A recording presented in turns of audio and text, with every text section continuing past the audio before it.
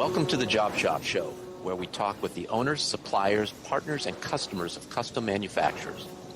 Listen and learn the secrets of top-performing job shops, the tools, techniques, and backgrounds that have made them successful, all in the quest of raising the bar for custom manufacturing. I'm your host, Jay Jacobs. This episode is sponsored by Paperless Parts, connecting buyers and suppliers of custom manufactured parts. The Paperless platform is a secure, ITAR-compliant, cloud-based manufacturing system for suppliers that reduces the amount of time spent on sales, estimating, quoting, administration, and order processing.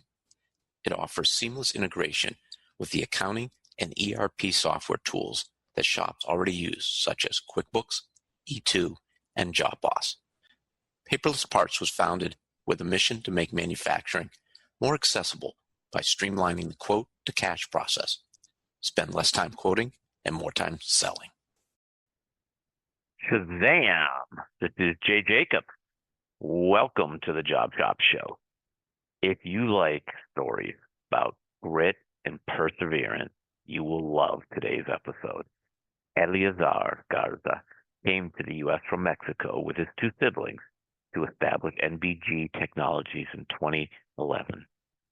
The sheet metal and fabrication company, which is an offshoot of the parent machining company his father had started in Mexico. The siblings arrived with nothing in their early 20s. Eleazar shared how they clawed and scratched their way to the success that they have today. It is a story that reminded me of the early days at Rapid, when nothing was guaranteed, and the only path forward was the one of putting your head down, work as many hours as it took, and have faith that it will all work out in the end. Believing in yourself, because frankly, there wasn't much else to believe in. Let's listen to Eleazar. Good morning, Eleazar. Welcome to the Job Shop Show. Hi, Jay. Thank you so much for this opportunity. I'm really excited to be here talking with you and getting a little bit of your experience on this sheet metal fabrication world. Well, thank you. I'm excited to talk about your story, and I think you personify grit. And that's why it was really exciting for me to say, yes, let's get this guy on the show. For the audience, if you could share your background, you work for NBG. However, it's an offshoot of a family business. And maybe let's just dive in. Tell us the story of how you ended up in the United States, just outside of Dallas, when you are originally from Mexico. Absolutely. Yes, I am from Monterrey, Mexico, born and raised. I am a mechanic and electric engineer from Tecnológico de Monterrey. Very proud of my school. And yeah, NBG, we have a beautiful family business story. We'll try to make it short. Lots of stories, a lot of experiences, a lot of resilience in this company. NBG started back in 1984. Everything began because of a trust of a local machine vendor with my dad. My father was young. He had this dream of growth. He had this dream of entering in this manufacturing world. And this local machine vendor lending my father a small manual lathe. He trusted him. He gave him 3 months. It was a manual lathe. Yes, everything started. We still have that little machine at the plant in Mexico, and that was the thing that got things off the ground. One machine became 3, one project at a time, and a lot of good things started to happen. But of course, in the family business, there are a lot of up and downs, a lot of stories, a lot of resilience, a lot of moments that will determine the future of the company. As the company grew, who were your customers? We started with local customers, okay? People that were in the area of Monterrey. My dad had or met this niche or this need of people looking for complex parts. And not a lot of business wanted to dive in and execute or try to implement processes for these complex parts. And that's what opened the doors for NBG. NBG was born with the need of feeding or fulfilling these customers that were having problems finding this complex parts fabrication. Were these Mexican companies or were these U.S. companies who were manufacturing in Mexico? These were Mexican companies in the area.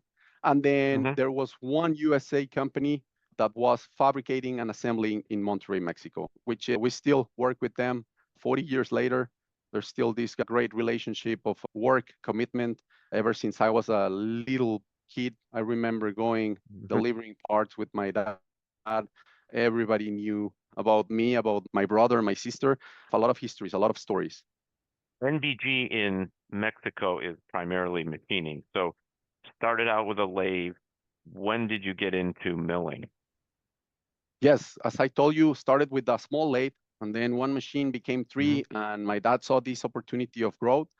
10 years later, in 1994, another good thing happened, and it's my mom, Patricia, joining the team. So once she joined the team, she started to be in charge of all the financials. And that gave my dad the opportunity to implement or to focus more on the area that he wanted to develop, where he felt like really, really strong. Another good year or a milestone for us is 2001, and that's the year I was 12, 13 years old. That's the year when we went from manual lathes to CNC technology. And Jay, I was 12 years old, but I do remember the immediate change of the technology. Like technology opened the doors for us to fabricate and to start relationship with bigger companies, with more serious projects. It opened the doors, and it was the launch of NBG and who we are right now.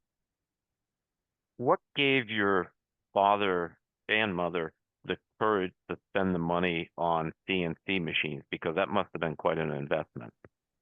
It was a big investment. I remember me, again, my siblings, we used to live in the city of Monterrey, very beautiful industrial city of Mexico. We are the industrial city of the country. And well, my dad had this dream, and he had this opportunity. He one afternoon, talked with us, and he explained to us, like, hey, we have this opportunity. If I sell the house and we go live outside the city, 1 hour away in a beautiful town, name is Allende, Nuevo León, we're going to have the opportunity to invest. We're going to have the opportunity to bring technology that is going to open doors we have never opened it before. It's going to bring us opportunities, but you have to trust this process. You have to trust that what I'm doing right now might seem crazy, because we were raised in the city, we had our friends and our schools and everything, and then suddenly it was this move that ended up being, for me, my whole family, but especially for me, my sister, my brother, a great opportunity to discover things that we didn't know in the city, Jay. And it was immediate change. Two CNC's machines arrived to NBG, and within months, we were fabricating way more complex parts. We were dealing with bigger projects with a higher volume of production. My dad was right. We trust, we follow. And again, that was not the beginning, because the beginning is the 1984, but a really good milestone of who we are right now as a company. So I want to make sure I got this straight. Your parents sold their house to raise the money to buy the CNC machine. That's correct. That's correct. Wow. We didn't have the support or the help with banks back in 2001. Things in Mexico were different. But something that I respect a lot from my dad is that he always was very firm with his dream, with his passion. It was difficult. Not a lot of people understand it.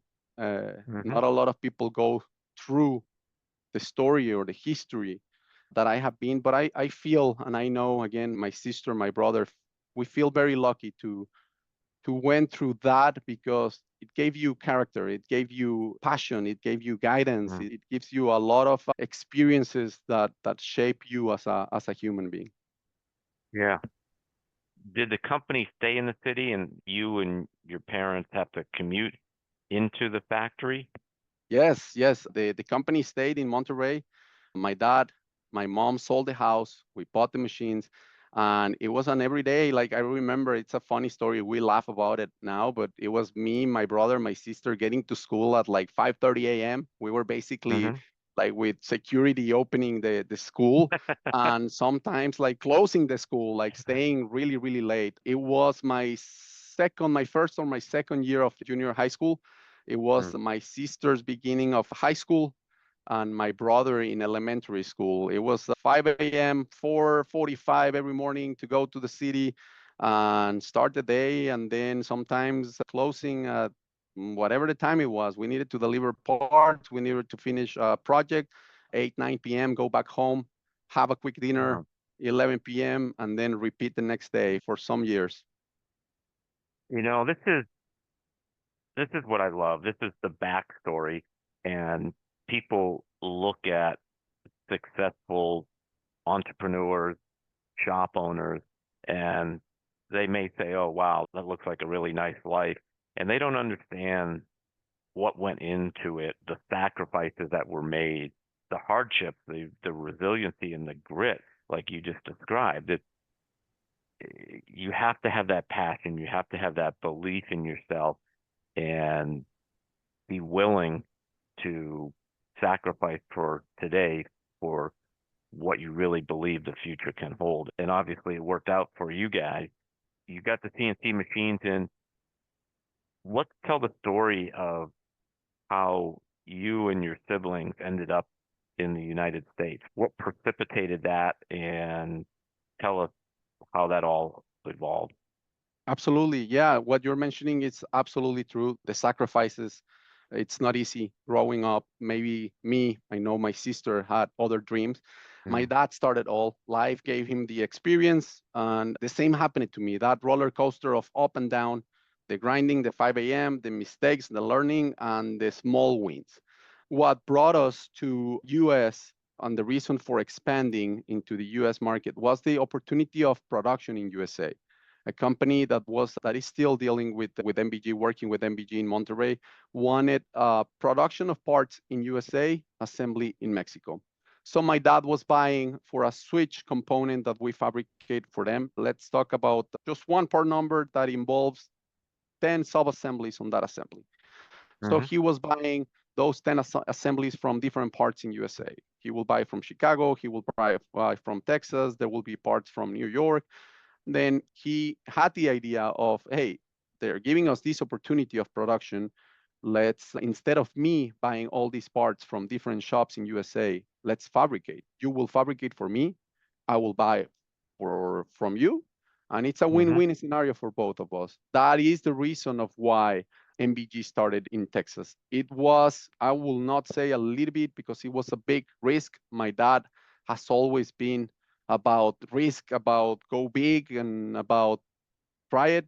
You only live once in a good sense of like let's experience life. Let's try it. Like always with the good ethics, always doing the right thing, always trying. And that's how NBG Technologies started here with my sister Lorena Plant, my brother Jorge Garza, and me.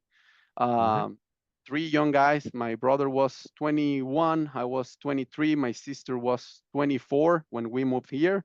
And it was three young guys just knowing that we needed to make it work, that we needed to work, that we needed to show up and I, make it I think happen. you're I think you're simplifying it a little bit, Eleazar, because so you are had you visited the US many times before? Yes, just as a tourist. Yeah. Being in Okay. Monterrey, we are 2 hours away from Laredo, from Texas. So Texas Right. was a familiar place to us. But even though that we are close country, Mexico, country USA, it Yeah. is a different game. It is very different. Yeah. So I can imagine myself saying, okay, I'm gonna move to Mexico or some other country. That's quite a big step. And not only are you are moving and starting a business essentially from scratch. So you're all young, you have the family. Why did you pick Texas? I guess you're familiar with it, but you're outside of Dallas. Why that region as opposed to maybe the San Antonio or Austin or Houston? Yeah, absolutely. We are in Roy City, Texas. It's 20 minutes away from Dallas, going east. We had this relationship with the company based in St. Louis, Missouri, the company that we're still fabricating the switches and actuators. And if you Mm-hmm. see in the map between St. Louis, Missouri and Monterrey, Mexico, around DFW area, it's exactly the middle point. My dad, again, going back to the, hey, everything needs to go big. It's like, hey, I don't want to be in Laredo 2 hours away. If we are going to do something, let's dive and let's go deep and discover new markets. Also, to be 100% honest with you, one day I was in college and my dad was like, hey, go online, start looking for places here in this area. I'm going to drive. I have a meeting with this company in St. Louis. So I'm planning on stopping, depending on the information that you give me, to see. And he stopped at probably 6, 7 places. And this guy, Mr. Alvin Jowers and Raymond Jowers, gave us the opportunity without knowing anything about us. They met my dad, they met my mom, my sister, and they liked the story, they liked the family, and gave us the trust of renting this place without any history. And it has been a great adventure. It's just still the place where we are, and with the intentions of growing, of course. I want to get the nitty gritty details of that because this is the fun part of it. So your father and mom and sister, they scouted the area outside Dallas to find a location. You didn't buy an existing company. You said we need a building and then we're going to put equipment in it and build it from scratch. Is that correct? We started from scratch. Yeah, the whole thing. I remember I was in college and my dad gave me the idea that he was going to buy a punch press. Hey, we're going to buy a punch press and we're going to start doing the project that we're fabricating right now, that we're assembling. Are you interested? Your brother and your sister already told me yes, they're planning on moving. It was my final year of college. And the idea of graduating and then moving close to Dallas was like, yeah, let's do it. I'm excited. It's a new Mm-hmm. opportunity. It's a new country. Of course, not knowing what was going to happen in the next 5, 6 years. I have been working, me, my brother, my sister, ever since we were little kids with my parents, with Mm-hmm. NBG. But of course, starting another company at a different country, it was completely different. So And you were doing machining more in Monterey, and the yes, idea was in the US you were going to get into sheet metal and fabrication. So these were relatively new processes for you to wrap your arms around and become a master of. yes, absolutely. It was completely new. I had the knowledge at a school level, engineering. Mm-hmm. I went to school and I learned the manufacturing processes and all that.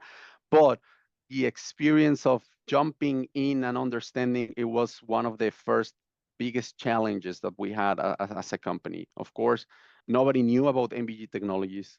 But another thing is that I arrived here and suddenly it was not only a punch press, it was a laser, a press brake, a grinder, a fabrication. It was the whole package. And I was like, what did you do? Like, you told me it was going to be a punch press.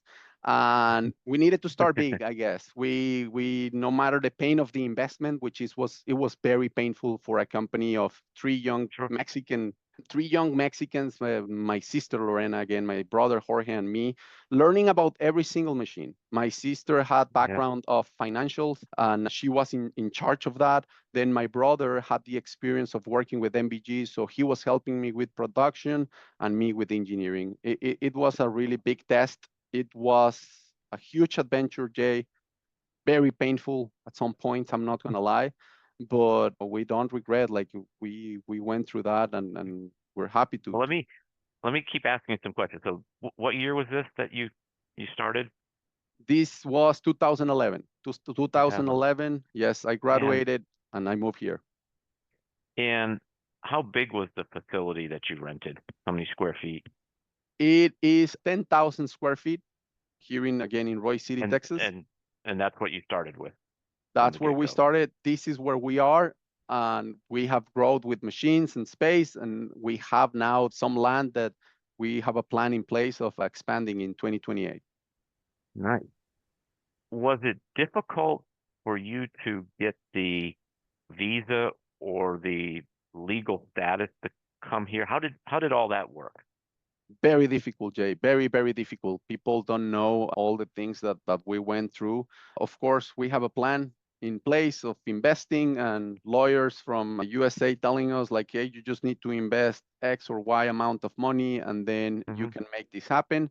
And at the end, nothing happened like that. So It took me about 4 or 5 years to change my status to the working visa. It was a huge investment. It was a big investment that we did on new equipment here on Hmm. NBG Technologies. And if there is something in my family, it's like there is no reverse. Like, hey, you need to keep walking. We're already here. We're gonna make it happen. And that's how everything started. Did you buy new equipment or used equipment? New equipment. We bought new equipment from Amara. Hmm. We made a close to $2 million investment at the beginning, buying again Wow. a CO2 machine, punch press brake, Togu for grinding, a fabrication, and a spot welder. So we Mm. basically set up the whole package for sheet metal Right. fabrication. Right. Uh, And And did so that it was the three of you. How soon did you start hiring folks? it took me probably a year, Jay. It was a year of me, my sister, my brother coming here every day, uh, Hmm. trying to find opportunities. I'm not gonna lie, we got help from NBG Mexico at the beginning, but it Sure. was not easy. We got in a lot of problems, difficulties of being three young guys trying to run a company when again nobody knew about us, and that's probably So the most difficult thing. Yeah. yeah. So when I hear you say difficult, it was the difficulty in this sense getting customers, getting people to quote jobs for, and then convincing them to give you orders. Yeah, well, the lack of a little bit of everything. It was the perfect mix for chaos. And this is where like we needed to stay resilient and to stay with patience and Hmm. to focus on what we were doing. And I feel like again, my siblings, me, did it pretty good with what we could or what we knew back in the day. It's normally the other way, Jay. Let's be real. It's companies from USA going to Mexico, not from Mexico Right. coming to USA. And then Right. Texas. Texas is for Texans. Texas is very Texan and it's all about Texas. And Hmm. that was the very first step or obstacle that we found as a company. But there were no shortcuts. It was creation of trust, having a word. Again, me, Lorena, Jorge, showing up every day, either good or bad, showing up. So And how did you? You said a year. How did you keep showing up every day when you were constantly being, I guess, knocked around, shut down, doors closed in your face? How did you keep that resiliency going? How did you say, I'm going to stick this out no matter how many times I fail, and eventually in your mind feel that you were going to be able to turn it around and do what you're doing now? Where did that come from? to be honest with you, and I know that I can answer this for my sister and for my brother too, I wanted to show that Mexico was capable, that we were smart people, that we are Hmm. smart people, that we were ready for the challenge. And that's probably the number one reason of why we never threw the towel.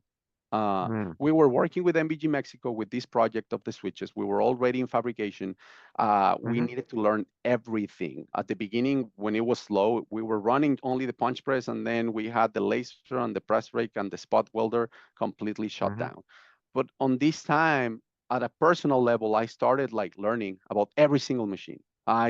Hmm. I consider myself an expert on the laser cutting. My brother started working on the punch press, and my sister with all the finance and the payroll and the accounting. And we became a little bit of experts of things that we needed to do. So Hmm. it was not that we didn't have employees, we were three employees. It was the three members working here every day.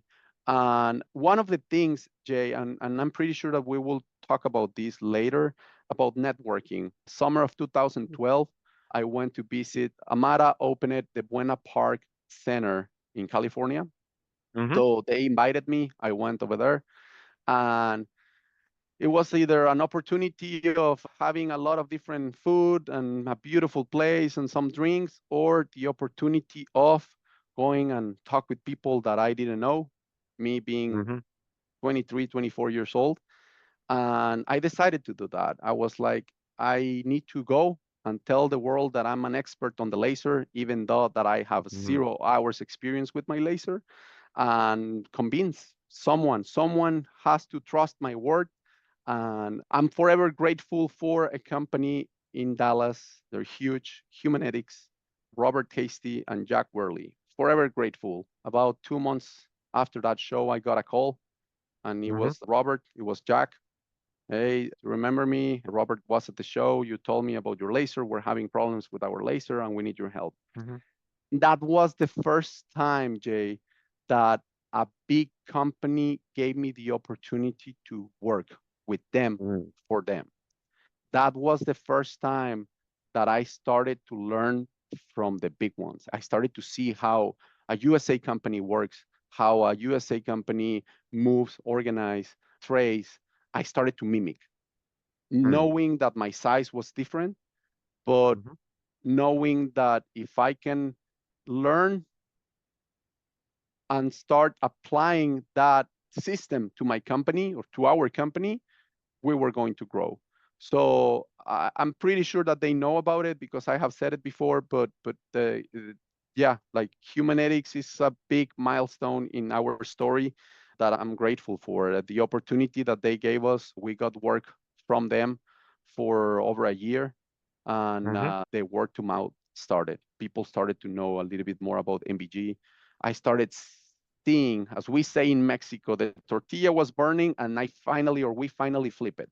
People were calling me to ask me for advice, or hey, what do you think about this design? Or hey, with your Mm. engineering level, how can you help me to improve this laser operation or the press brake? We added one employee, Charlie. Charlie Stops. He passed away, but he is the person who taught me everything I know about sheet metal fabrication. Mm. He's the person who made me an expert. Forever grateful for him too. The 5, 6 years that he was with the company, that we were with our head under the water, trying to pay the investment, trying to make it happen, trying to find customers. He stayed with us. He taught me. I learned from him, and it's still like to till today. There's no day that it's every day I remember Charlie. Every day I Mm. apply his knowledge to my company. Yeah, that's beautiful that he still lives within you. I want to jump forward to today, and your brother and sister have returned to Mexico. Are your brother and sister still involved in the company? Where are you as a company? Back in 2016, my sister got married, and her husband, brilliant oncologist, got a job in Monroe, Louisiana. So she moved to Louisiana. Mm. My brother, at the end of 2016, beginning of 2017, he was like, hey, I'm going to be super honest with you. I miss home. I miss Monterrey. I miss living life over there. I cannot adapt to life here in Texas. And he went Mm-hmm. back to join NBG in Mexico. He's right now with the team of NBG in Monterrey, and I stayed here. I stay here by myself, Jay.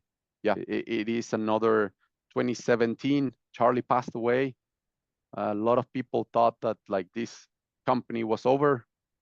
It was Mm. now only me, and it was the other way, Jay. 2017, we finally finished paying the huge investment. It was the first time that I can see my head or our heads outside of the water. And Mm. then I started to create a team. I knew that I needed a team, that I needed Mm-hmm. to pass my knowledge to people that were interested in working, in growing. Mm-hmm. And some of the team members that happened back in 2017, they're still with us. We're still working together. And it has been a journey. Mm. Are you the sole owner now, or did you buy your brother and sister out? Is there some of your family back in Mexico? How, if you're comfortable, how's that structure set up? Yeah, no, absolutely. No, we're still, my parents divide the 50% of the company, and then the other 50 still divided within the three siblings. Okay. And currently, though, you're running it. What are you good at, and what skills have you hired to? For example, are you the sales and marketing? Are you the production manager, operations manager, who quotes? How do you divide those sort of responsibilities? We have been at a really good pace. And when I tell you it has been a roller coaster, I used to come home and tell my beautiful wife, Amanda, that I also am super grateful for her. She has been with me, with our family through a lot of the up and downs of this company. And I used to go home, Jay, saying, I think I'm going to hit a home run. And I think I hit a home run. Mm, And then the company, something will happen or COVID will hit. And it was not a home run. The ball was in the air for quite some time and it was a foul. And then I mm, learned one thing, Jay, that I still apply it to my life. And it was a big lesson for me that it's not about the home run. It's about loving to play baseball. Like sometimes you're mm, gonna out, sometimes you're gonna hit, sometimes mm-hmm, you're gonna bunt, sometimes you're gonna make it happen. mm-hmm, And yeah, we have been in a really good pace. We have been growing. Right now, I'm in charge of the image of the company. I'm in charge of quoting and of course all the networking and trying to attract potential customers. mm-hmm, Something happened at the beginning of this year. I want to mention Michael Harwood. We welcomed him in January of this year, mm-hmm, and he's our manufacturing specialist. So mm, our work culture started to change. Our organization started to change. He's a guy that taught me or emphasized that, hey, good is never good enough. We need to look for mm, excellence. We are not small. We're growing. Depending, we mm-hmm, are NBG Technologies right now. We're a team of 9, but mm-hmm, he's right. Like we're not small. Like we're growing. Nobody knows the pain, Jay, of trying and showing every day and all the pain that makes a company grow. It's huge. It is huge. mm-hmm. Yeah. So we like to behave like we have a pretty good organization today that we can compete and we can show that we are ready for good projects, for prototyping, for big volumes, that we have the technology, we have the knowledge, we have the team to make things happen here at MBG. You made an investment in the Keon system earlier this year. Why spend the money there? Yes, we had the opportunity to add the Keyence WM6210. So what it is a wide, it's a CMM, a portable. Mm-hmm, This is designed for measuring large parts and assemblies. It is a super portable, wireless capability, and very versatile. Like we can mm-hmm, help our customers or our production to create a program and run multiple parts from production in order to generate quality reports. And we can also do reverse engineering. Very mm, accurate. We wanted to show to some of our actual customers and then the potential customers that we are in a good path. Another reason of why we added Keyence WM6210 is that we are going to open the door for the program AS 9100 in July. mm-hmm, So we are ready to start certifications with the company and take the company mm. to the next level. Are you ISO certified now? I am not, and we will get in compliance. AS 9100 will get us the ISO, and Right. the idea is to keep growing with certifications and move with the quality and the responsibilities that we have as a company. Who's in charge of this certification project at your company? Systematic. Mm-hmm, We went to design to parts show, and this company has been nothing but great with us. They understood where we are, what we are mm. trying to do, and we're starting this journey in July. Are you an exhibitor at the Design to Part show? We are not. We are planning on being one next year. Yes. Yeah.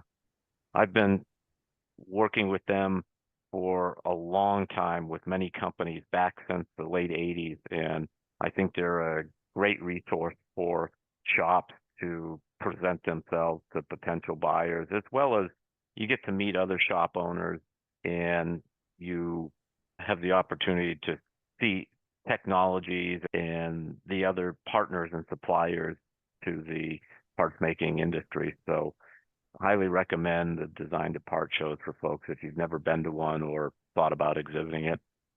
Absolutely. It's a great show. You find a lot of networking, a lot of opportunities there. And it's one of the things, one of the doors that Michael is trying to open for us to start this exposure. We think it's time for NBG, for people to know what NBG stands for, what we have, what we're doing, and start growing in a different direction, in a different way. I'm excited also to tell you that in August, we'll start working with Anne Marie and her team. Kudos to them, great team with the paperless marketing. And I am 100% positive that this will change completely the way we have been doing things and give us the exposure that we have been looking for. Why did you feel it was worthwhile to make an investment in marketing?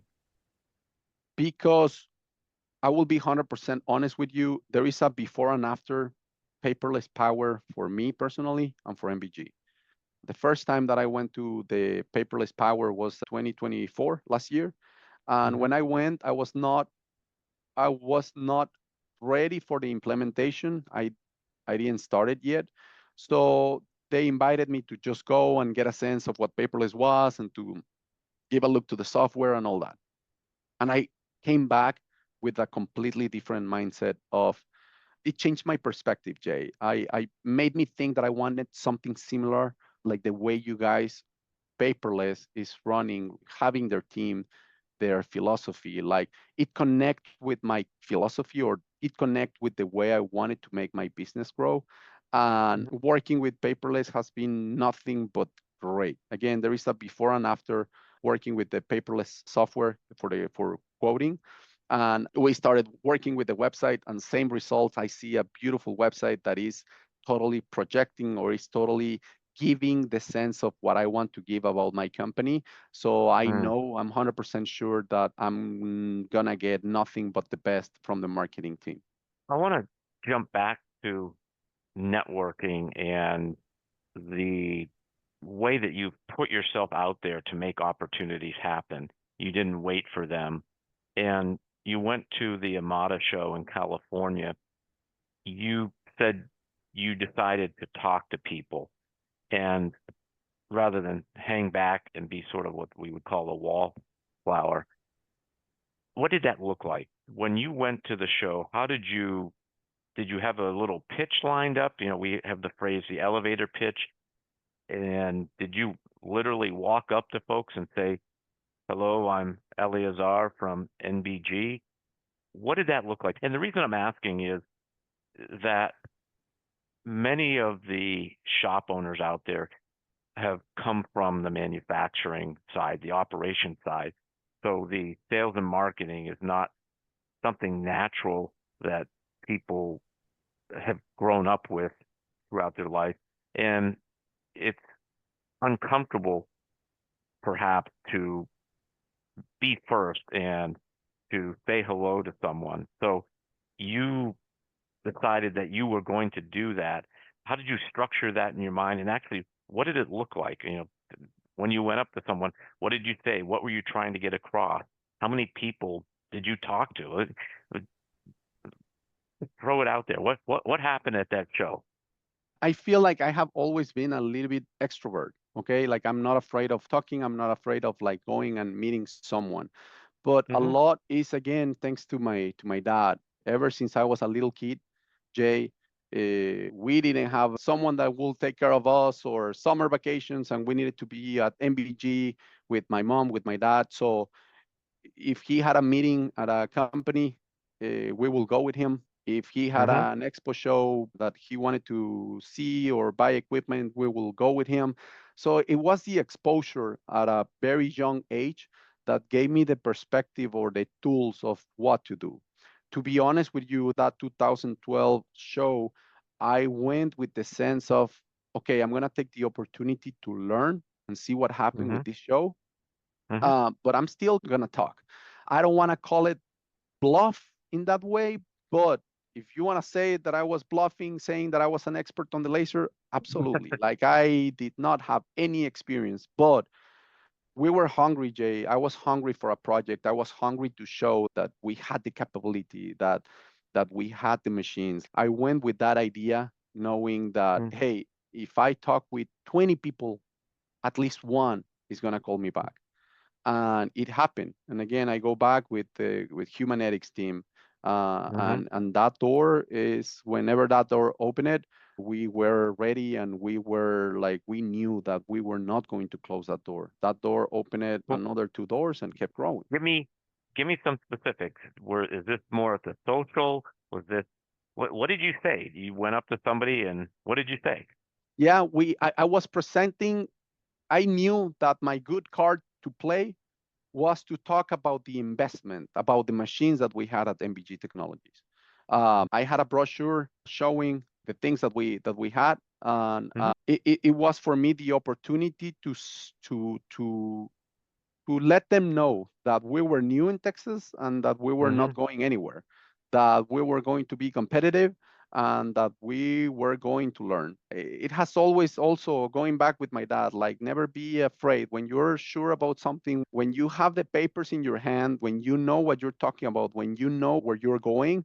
Like, you talk, like, the word of a man is more important than a signature. And Mm-hmm. it's that lesson, it's that philosophy where I went, going in the show, asking to the technicians that were running the machine, and then I will see someone asking a question, and I will follow that question, and then I will open the conversation with that person, and to tell him, like, hey, if you ever need some laser cutting, some press brake work, there is a company here in Texas. We have this business, and we're ready to help you. And I remember, like, getting this call from Humanetics, and then being extremely excited for the first project with a USA company, other than like the NBG Mexico work that we were doing. And then the next Mm-hmm. day, two trucks show up loaded with materials, and me and my brother were just like, oh my goodness, like, this is like, it started, the show started. Mm-hmm. And my sister Did helped me with the you organization. did you go visit them? They called you, and did you go physically visit them? Did they physically visit you? How did they get the confidence to send two truckloads of material to you? It is a funny story, Jay, and I don't know if Robert remember this or not, but they called me, and somehow they found that I was a lean company. We're only, hey, I Mm-hmm. don't think that you have enough employees. And I was like, wait a second, we're three, like me, my sister, and my brother, like, we're here working. We're not just showing off like as the face of the business. Right. And by the time they sent me an email, Jay, I knew how to run the laser, and I knew how to run, again, the fabrication. I ran a sample. I created my quality report with fabrication. So Mm-hmm. I showed them the quality inspection of the machine, of the part that they were looking for.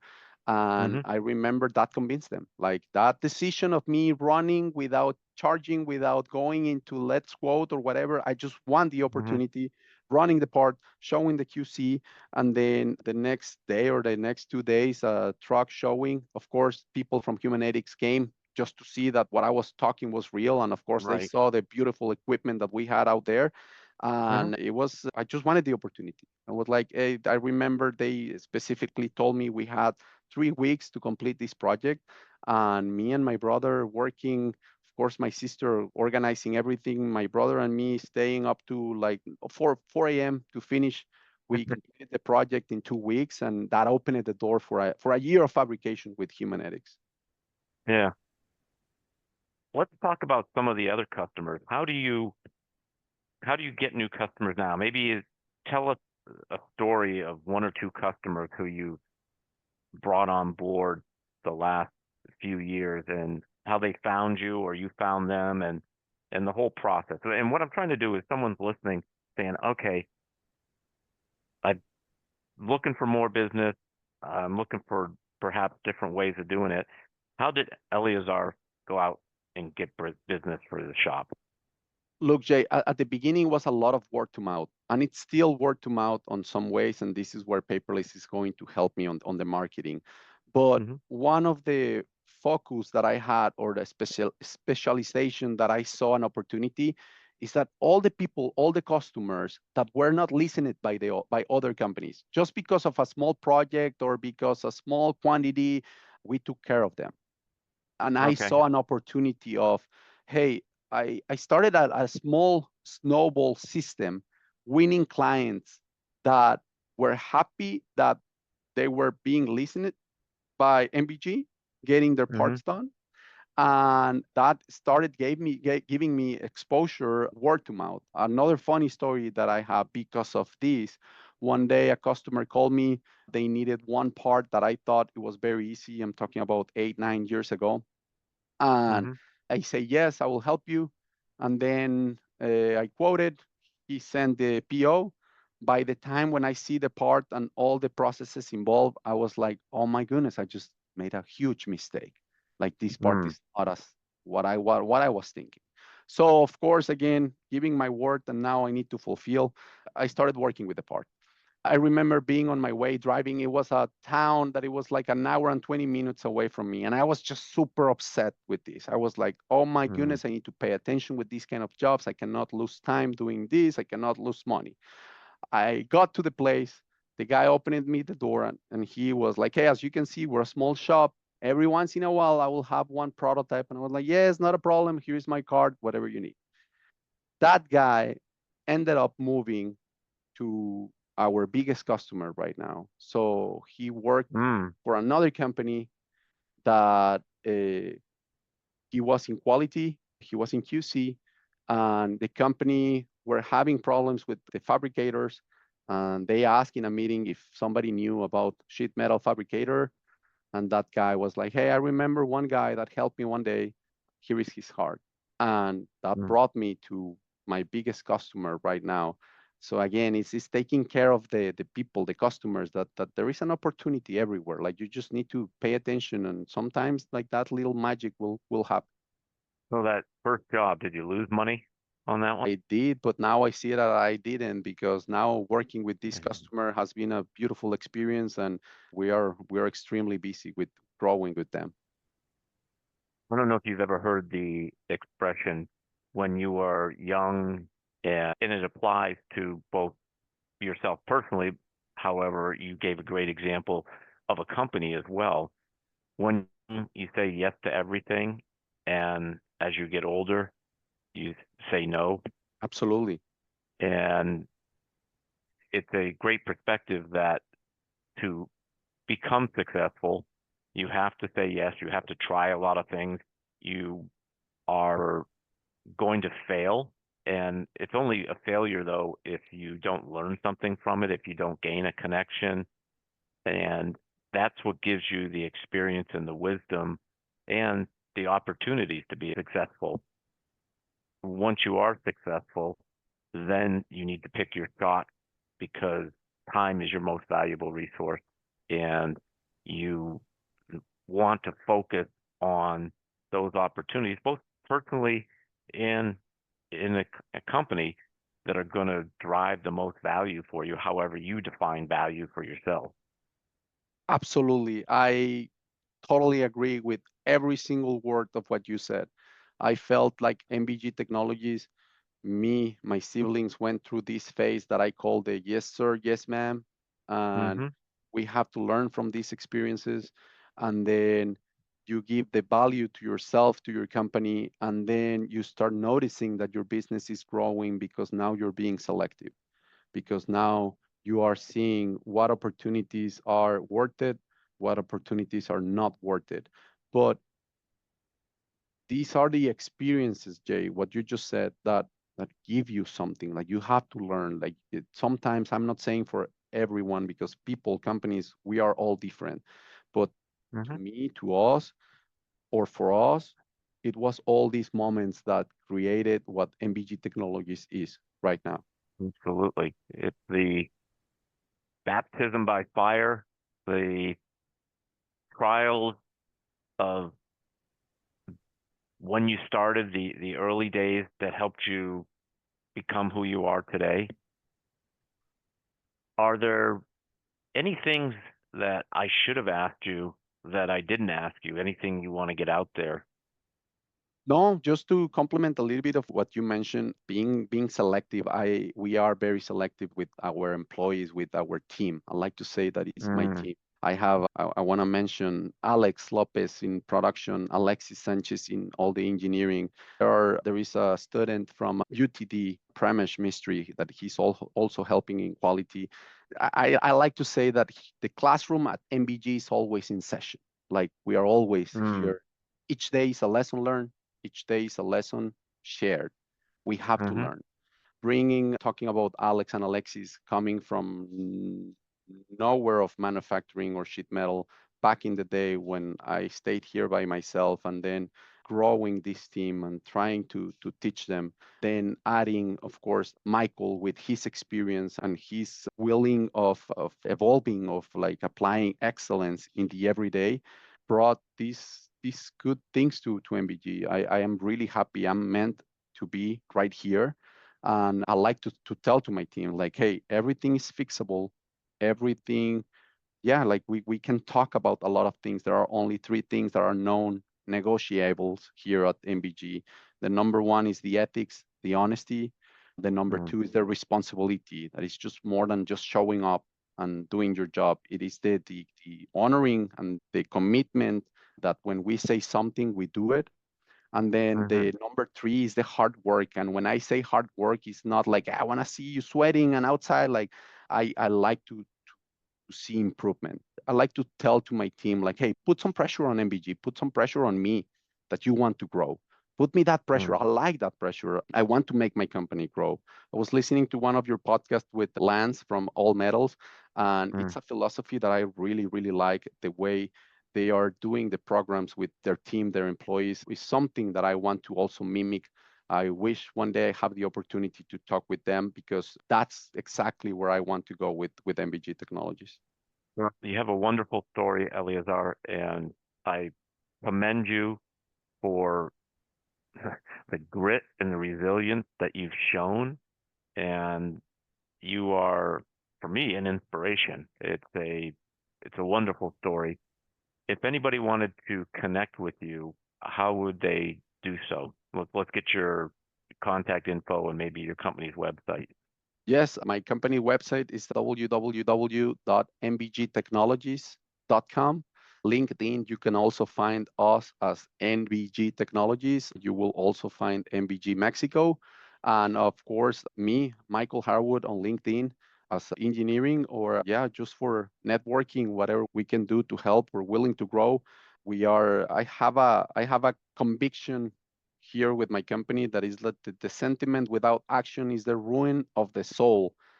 And Mm. we like to apply that at MBG every day. You're going to discover, you're going to deal with the company that is responsible, that we collaborate, that we are ethical, that we're driven, and that we want to grow. I really appreciate the opportunity, Jay, for this amazing opportunities. It's the beginning of something for me personally, for the company. I am nothing but grateful for this opportunity to talk with you. Well, it's been a pleasure to speak with you, Eleazar. And for you listening, I think that what he ended with right there is what little action can you take today? There's a lot of things we think about, we plan for. However, those without action really aren't anything. So, what little action are you going to take today that was inspired by this conversation? The following and respecting the MBG's core values, again, is important. Yeah. Well, until next time, keep those spindles turning and those lasers cutting. Have a buenos dias. Have a spectacular day. Thanks for listening to the Job Shop Show podcast. If you enjoyed today's episode, please be sure to subscribe so future episodes are automatically downloaded directly to your device. You can also leave an honest rating and review on Apple Podcasts. Not only do I read every single one, it also helps me understand what content matters most to you. Thanks again for listening to the Job Shop Show.